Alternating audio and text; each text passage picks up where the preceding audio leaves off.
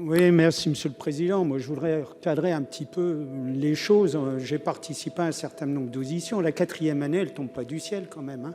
Ça fait des années qu'on parle d'une 4e année à l'identique des 43 autres spécialités pour mettre le cursus du 3e cycle à égalité, de façon à ce que la médecine générale soit reconnue comme une spécialité.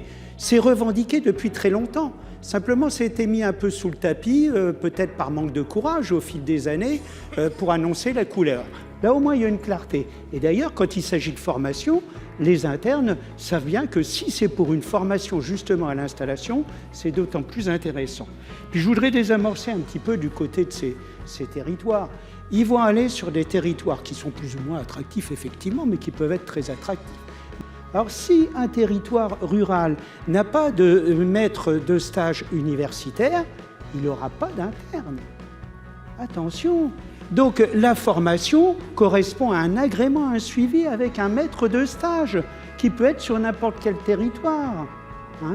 C'est la raison pour laquelle il faut être tout à fait attentif à cela. Moi, je ne crois pas qu'on va les maltraiter quand même. Sûrement pas autant qu'ils le sont peut-être...